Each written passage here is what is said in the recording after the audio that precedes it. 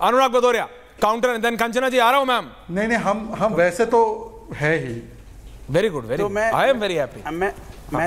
मैं तो कहता हूं भाई से एक सवाल है, करिए। और मुझे लगता है कि ईमानदारी का सवाल है, पूरा हिंदुस्तान सुन रहा है। आज ही डिबेट खत्म कर देते हैं और ये आप आरक्षण दे दीजिए। जितने प्राइवेट कंपनी हैं जो परेशान लोग हैं, चाहे वो बड़ी बड़ी कंपनियां जो कॉर्पोरेट कंपनियां हैं इस देश के अंदर में जो आरक्षण नहीं दे रही, आप लागू कर दीजिए। आज ही रात को लागू करवा, मतलब काबिलियत को मतलब नहीं, हम सबको झूठा साबित कर दीजिए, हम लोगों को एकदम बेकार साबित कर दीजिए, और आप कहिए कि सबको आरक्षण मिलेगा, प्राइवेट सेक्टर में भी आरक्षण मिलेगा, क्योंकि सरकारी नौकरी तो आप दे नहीं रहे हो, उसमें तो वैकेंसियां खाली पड़ी, वहां तो आरक्षण आप दोगे क्या जब नौकरी नहीं दे रहे हो? वहां पे तो आप लेटर भर्ती निकाल देते हो कि हम बैकडोर एंट्री करने के लिए कि आरक्षण खत्म कर दिया जाए, बैकडोर एंट्री से अपनी विचारधारा के लोग भर्ती कर लिए जाएं। वो तो सबने देखा है, वो तो विपक्ष ने विरोध किया, तब जाके आप रोल बैक करते। वैसे भी आपको रोल बैक करने की अब आदत पड़ गई है, 240 जब से आई है तब से रोल बैक करने लगे हैं। अच्छी बात है, ये रोल बैक करते रहिए, रोल बैक करते करते करते करते एक दिन सरकार भी रोल बैक कर लीजिए, तो कम से कम जनता को एक दिन देखना आपको ये भी करेंगे। भाई किसान बिल आपने रोल बैक किया, आपने लेटर एंट्री भी रोल बैक की, जिस तरह से आप अभी वक्फ बोर्ड का लेके आ रहे हैं वो भी धीरे धीरे ठंडे बस्ते में डाल दिया, वो भी रोल बैक करना है, तो आप सरकार भी रोल बैक कर ही लीजिए। जनता तो चाह नहीं रही है, क्योंकि आप जनता के मुद्दे की बात नहीं कर रहे हैं, आरक्षण की बात हम कर रहे हैं। आरक्षण आपको देना है, हम लोगों को भाई बोलिए कि भाई आप लोग कुछ नहीं कर रहे हैं, हम तो पूरा आरक्षण देंगे। प्राइवेट सेक्टर में भी कल से आरक्षण होगा, और जिस तरह से हमने 69,000 भर्ती शिक्षक भर्ती में जो आरक्षण उत्तर प्रदेश में जो हमने खत्म किया था, जो हम उनका आरक्षण हक मान रहे थे, वो भी हम दे देंगे, सबको दे देंगे। बोलिए तो सही प्रभु, खाली बोलने से काम नहीं चलेगा। देखिए बोल बचन तो अच्छी बात है कि आप अच्छा अच्छा बोले, सबने अच्छा अच्छा सुना, हम भाई हो गए, वो बहन हो गई, तो भाई बहन का भाई इतना पवित्र इतना अच्छा रिश्ता है इस देश में, तो भाई आरक्षण दीजिए ना भाई। हमारे जो दलित हैं, जो हमारे पिछड़े हैं, जो हमारे परेशान लोग हैं, जो कमजोर वर्ग है, जो गरीब है समाज के अंदर में, जिसको वंचित है, उसको दे दीजिए ना, दे दीजिए उनको रोजगार। किसने आपको रोका है? ऐसा था नहीं किसी ने आपको रोका है, तो फिर आपको दिक्कत किस बात की हो रही है? मैं ये नहीं समझ पा रहा हूं। बहस ही खत्म कर दीजिए, दे दीजिए आप इसका स्पेसिफिक जवाब। कंचना जी आ रहा हूं,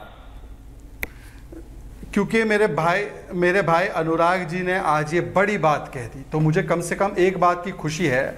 मेरा फ्रेम ठीक हो जाने दीजिए, थोड़ा सा फ्रेम हिल। दीपक जी आ रहा हूं, ठीक है बिल्कुल बोलिए। नहीं हिलेगी। देखिए ऐश्वर्या जी, कम से कम आज अनुराग भदौरिया ये मानने को तैयार हो गए कि जिन लोगों ने reservation in promotion in public sector enterprise, Mulayam Singh Yadav ji ने इसका विरोध किया था, आज वो पार्टी जिसने रिजर्वेशन इन प्रमोशन का विरोध किया था, वो रिजर्वेशन इन प्राइवेट सेक्टर चाहती है। पर उससे पहले मैं दो चीज से पूछना चाहता हूं अनुराग जी से। एक तो रिजर्वेशन इन प्राइवेट सेक्टर ले आते हैं, रिजर्वेशन इन पॉलिटिकल पार्टी भी ले आइए और किसी दलित को अपना पार्टी का अध्यक्ष बनाइए। पर मुझे एक बात बता दीजिए कि जब मोहित खान एक दलित बच्ची, निषाद बच्ची का रेप करता है और वीडियो बनाता है, तो क्या आपको रिजर्वेशन की आवश्यकता है उस पर कार्रवाई करने के लिए? आप पहले यह बताइए कि दलितों के और पिछड़े समाज की सुरक्षा के प्रति आप कितने चिंतित है? कब मोहित खान को निकालने वाले हो यह बताइए। उन पर कार्रवाई हुई, वो पॉक्सो एक्ट में जेल में है, पर आपने उनको दामाद बना रखा है अपना। एक 65 वर्ष का आदमी 12 साल की निषाद बच्ची से बलात्कार करता है, और अनुराग भाई आप उसको डिफेंड करते हो। तो पहले अनुराग भाई बोलिए कि रिजर्वेशन इन प्रमोशन क्यों रोका था? 75 जातियां मुसलमानों की क्यों ओबीसी की जातियों में घुसेड़ रहे हो, बंगाल से लेकर कर्नाटका तक? क्यों रंगनाथ मिश्रा में ये बोला था कि ओबीसी का काट के हम मुसलमानों को दे देंगे आरक्षण? और तीसरी बात बताइए, मोहित खान पर क्या कार्रवाई होगी, ये पहले बताइए। अनुराग भदौरिया कोई काउंटर, कंचना जी बोली नहीं है अभी तक। कंचना जी 30 सेकंड्स में कमिंग टू यू, बराबर का टाइम देगा। सीधा सा नहीं, बोलिए जल्दी, कोई सीधा सा जवाब है। मैं इनसे पूछना चाहता हूं, मेरा सीधा सा सवाल इनसे है, ये बताइए अभी अयोध्या में 8 लोगों का नाम आया एक दलित बच्ची के साथ अन्याय करने में, एफआईआर क्यों नहीं कर रहे थे आप भाई? क्या दिक्कत थी आपको? क्योंकि दलित बच्ची थी इसलिए एफआईआर नहीं करेंगे आप, इसलिए उसके एफआईआर को जब हम आवाज उठाएंगे तब एफआईआर होगी। या जिस तरह से दलित बच्ची को हाथरस में जिस बच्ची के साथ अन्याय हुआ था, जिम्मेदार कौन था जरा बताएंगे आप? कोई था जिम्मेदार? तो कोई था ना।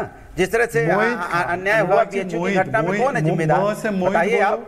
और आपके विधायक जो अभी जेल में गए हैं, जो भारतीय जनता पार्टी के विधायक थे, उनके ऊपर जब आरोप लगा था, कौन है जिम्मेदार? सवाल ये उठता है, मैं आपकी भारतीय जनता पार्टी लगातार भारतीय जनता पार्टी की सरकार में दलितों पे अन्याय हो रहा है, दलित की बच्चियों के साथ अन्याय हो रहा है। सरकार आपकी है, न्याय आपको दिलाना है, आप न्याय नहीं दिला पा रहे हैं, सुरक्षा नहीं दिला पा रहे हैं। दीपक जी आ रहा हूं, वेट करना पड़ रहा है, आप उनका सम्मान नहीं बचा पा रहे हैं। Kanchana ji, okay, Shahzad now please, thank you.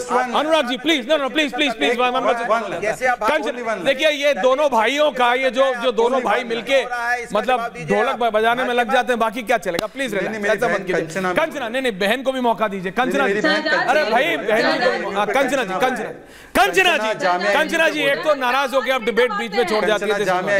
Thank you Kanchana ji, 3 people on it। Shahzad ji बहन का आवाज नहीं दबाते हैं, सुन लीजिए बहन को भी प्रेम से, और थोड़ा सा आपको सुनाना भी चाहती हूँ मैं। और आप तो खबरों से वाकिफ रहते हैं शहजाद जी, आप तो खबरों से वाकिफ रहते हैं। आज ही सुप्रीम कोर्ट में एक सुनवाई थी, आरजेडी ने जो पिटीशन डाला था 65% बढ़े हुए आरक्षण को लेकर, जिसको आपने रुकवा दिया, जिसको आप चाहते ही नहीं कि लागू हो, उसी को लेकर एक सुनवाई थी। और सर इतना ही नहीं, झारखंड असेंबली ने 14% से 27% आरक्षण बढ़ाकर जो ओबीसी का किया था, गवर्नमेंट के माध्यम से आपने उसको लागू नहीं होने दिया। ये तो आपका चेहरा है सर जी। और तीसरा मोस्ट इंपोर्टेंट वन, 69,000 शिक्षक भर्ती में जब Lucknow bench Allahabad high court की आपको फटकार लगाई योगी आदित्यनाथ जी का कि न्यू लिस्ट निकालिए, मेरिट लिस्ट कहाँ है सर जी। आपने 4 साल से ओबीसी के बच्चों को सड़क पर उनको पीटा है, उनको बारिश में भिगोया है, ठंड में वो सड़क पर सोए हैं।